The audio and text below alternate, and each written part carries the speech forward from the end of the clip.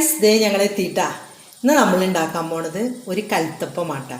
നമ്മൾ കൽത്തപ്പം പെസഹയുടെ അന്നൊക്കെ ഉണ്ടാക്കുക. ആ കൽത്തപ്പം അല്ല അത്, ഇതൊരു മധുരമുള്ള കൽത്തപ്പം. കൽത്തപ്പം സ്റ്റൈലിൽ നമ്മൾ നുറുക്ക് ഗോതമ്പ് വെച്ചാണ് ഉണ്ടാക്കണേ. കൽത്തപ്പം നമ്മൾ ഉണ്ടാക്കുമ്പോൾ അരി മറ്റേ നമ്മൾ പെസഹയുടെ അന്നൊക്കെ ഉണ്ടാക്കണ അപ്പം എന്ന് പറയുമ്പോൾ അരി കുതിർത്തി ഉഴുന്ന് അതൊക്കെ ചേർത്തിട്ടില്ല. ഇതങ്ങനെയല്ല, നുറുക്ക് ഗോതമ്പും നമ്മളുടെ പത്തിരി അപ്പമൊക്കെ ഇതൊക്കെ ഉണ്ടാക്കാനല്ലേ, നൂൽപുട്ടൊക്കെ, അതിൻ്റെ പൊടിയും കൂടി മിക്സ് ചെയ്തിട്ട് നമ്മൾ ആ കൽത്തപ്പത്തിൽ ഇടുന്ന പോലെ തേങ്ങയും ചുമന്നുള്ളിയൊക്കെ ചെറുതായിട്ട് അരിഞ്ഞിടുന്നുണ്ട്. കുറച്ച് ജീരകം കൂടി ഇടുന്നുണ്ട് കേട്ടോ.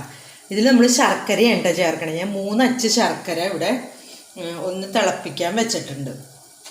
അതൊന്ന് ഇതാക്കിയെടുക്കാൻ വേണ്ടി 4 അച്ച് ശർക്കര കേട്ടോ. ഇച്ചിരി മധുരം വേണം. ഇതേപോലത്തെ ഒരു 4 അച്ച് ശർക്കര ഒരു ഇത്തിരി വെള്ളത്തിൽ ഇട്ടിട്ടുണ്ട്. ഇതൊന്ന് ചൂടോടെ തന്നെ വേണം നമുക്ക് മിക്സ് ചെയ്യാൻ. അപ്പം നമുക്കിനി നമ്മളുടെ ഗോതമ്പ് അങ്ങോട്ട് അടിച്ചെടുക്കാം. 2 മണിക്കൂർ കുതിർത്താനിട്ടിട്ടത്. ഇതൊരു 250 ഗോതമ്പ് ഉണ്ട് കേട്ടോ. സൂചി ഗോതമ്പ്, നുറുക്ക് ഗോതമ്പ് 250 ഗ്രാം. ഇതൊരു 2 മണിക്കൂർ ഞാൻ ഇതൊന്ന് ഇതിനിട്ടിരുന്നു. അതിന് ശേഷം കേട്ടോ അതിങ്ങനെ അടിച്ചെടുക്കാൻ പോകണത്. ഒന്ന് കുതിർന്നിട്ടുണ്ട്.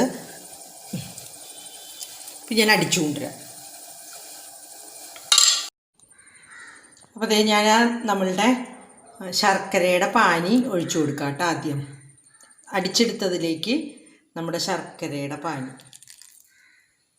ശർക്കര പാനി അങ്ങോട്ട് ഒഴിച്ചു കൊടുത്തിട്ട് നല്ല ചൂടോടെ തന്നെ ഒഴിക്കണം കേട്ടോ. എന്നാലേ അതായിട്ട് അങ്ങോട്ട് യോജിച്ച് വരുള്ളൂ. അപ്പോൾ അതേ ഇട്ടൊന്ന് ഇളക്കി കൊടുക്കുക നന്നായിട്ട്. ഉണ്ടാ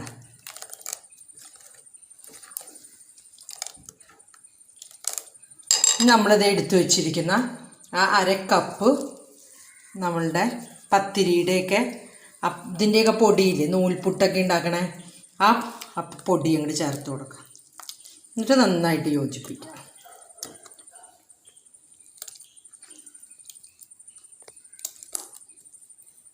വെള്ളം കൂടി പോകരുതിട്ടാ, ഒത്തിരി ലൂസാവരുത്, അന്ന് കുറേ ടൈറ്റും ആവരുത്. ഒരു മീഡിയം. പൊടി കുറച്ച് ഇട്ട് കൊടുത്തിട്ട് ഒന്ന് ഇളക്കി കൊടുക്കുക.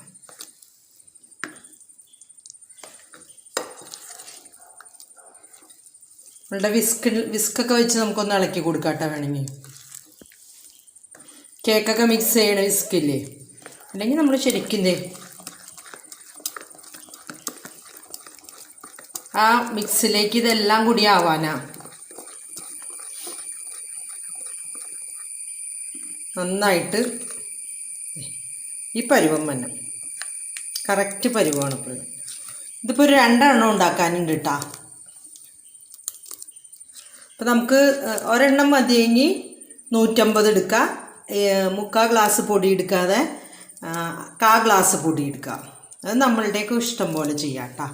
ഇനി ഇതിലേക്ക് ലേശം ഉപ്പ് അതേപോലെ തന്നെ ലേശം ജീരകം കൂടി ഇട്ട് കൊടുക്കണ്ട കേട്ടോ. ലേശം ജീരകം.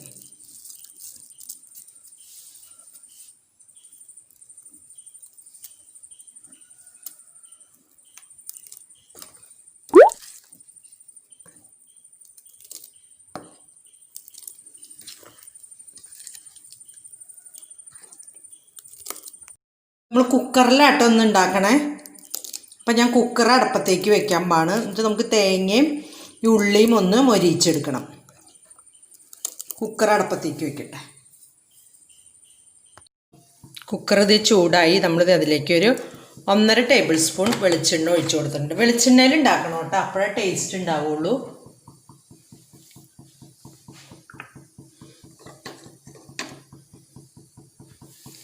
വെളിച്ചെണ്ണ ചൂടായിട്ടുണ്ട്. നമുക്ക് തേങ്ങാക്കൊത്ത് അങ്ങോട്ട് ഇട്ട് കൊടുക്കാം.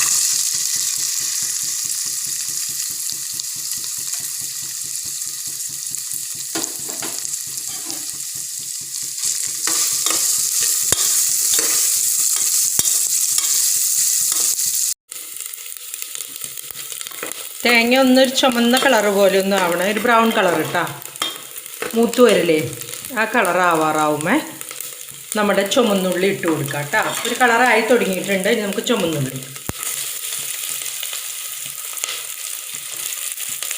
ഒരു 25-30 ചുമന്നുള്ളി ഞാൻ എടുത്തിട്ടുണ്ട് കേട്ടോ. ചെറുതായി അത് നുറുക്കിയെടുത്തിട്ടുണ്ട്. ഇനി അതും കൂടി ഒന്നങ്ങോട്ട് മൊരിഞ്ഞ് വെക്കാം. ഈ പാകമായി വന്നിട്ടുണ്ട് കേട്ടോ. നമുക്ക് ഇതിൽ നിന്ന് കുറച്ച് മാറ്റി വയ്ക്കാം. കോരിയിട്ട് ഇത്തിരി എടുത്ത് നീക്കി വയ്ക്കാം.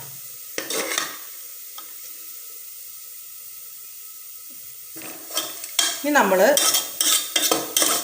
ഇതൊക്കെ അതിൽ നിന്ന് അടുക്കിലത്തേക്ക് ഇടാം. കൂട്ടി എല്ലാത്തിലേക്ക് യോജിപ്പിച്ച് വയ്ക്കുക. സൈഡിലുള്ളതും എല്ലായിടത്തേക്കും ആക്കിയിരിക്കട്ടെ. ഇനി നമ്മളുടെ എടുത്തു വെച്ചിരിക്കണ നമ്മൾ അവിടെ ശരിയാക്കി വെച്ചേക്കണ അപ്പത്തിൻ്റെ ബാറ്റർ ഇല്ലേ, അത് നമ്മൾക്ക് ഇതിലേക്ക് ഒഴിച്ചു കൊടുക്കാം.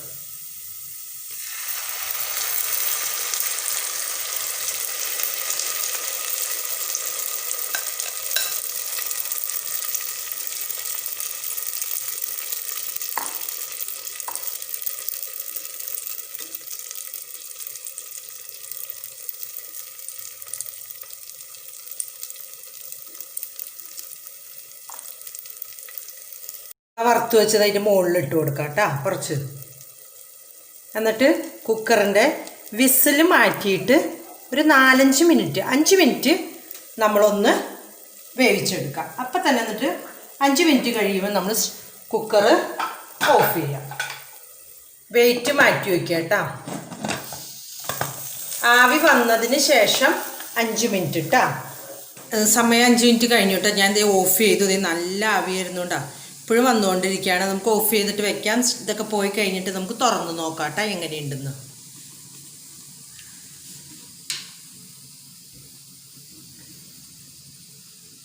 ഇട്ടുണ്ട്. ഇനി ചൂടാറിയിട്ട് നമുക്കിത് അത് പയ്യെ ഇങ്ങോട്ട് വിട്ടുപോരും കേട്ടോ. അപ്പം നമുക്കൊരു പ്ലേറ്റിലേക്ക് പകർത്താം. വെന്തിട്ടുണ്ട് കേട്ടോ. ഞാനൊന്ന് കുത്തി നോക്കി. അപ്പം അതിൽ പിടിക്കണമൊന്നുമില്ല. കറക്റ്റ് വെന്തിട്ടുണ്ട്. ഇനി അവിടെ നിന്ന് ചൂടാറിയിട്ട് അവിടെ നിന്ന് ഇങ്ങനെ വിട്ടു പോരണം. അപ്പോഴേ നമുക്കത് കറക്റ്റായിട്ട് തന്നെ എടുക്കാൻ പറ്റും. അപ്പം ഇച്ചിരി നേരം കൂടി ഇരിക്കട്ടെ. അപ്പം നമുക്കൊന്ന് മുറിച്ച് നോക്കാം. ഒന്നും കൂടി ചൂടാറാനിട്ടാ.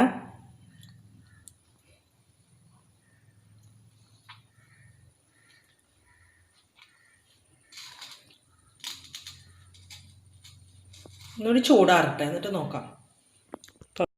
അപ്പോൾ ഇതെല്ലാവരും ഉണ്ടാക്കി നോക്കണം. വളരെ എളുപ്പമാണ്. നമ്മൾക്ക് ചായ വെച്ചിട്ട് നമ്മുടെ മക്കൾ വരുമ്പോഴേക്ക് അവർക്ക് കൊടുക്കാവുന്ന ഒരു നാലുമണി പലഹാരമായിട്ട് നമുക്കിത് റെഡിയാക്കി എടുക്കാം.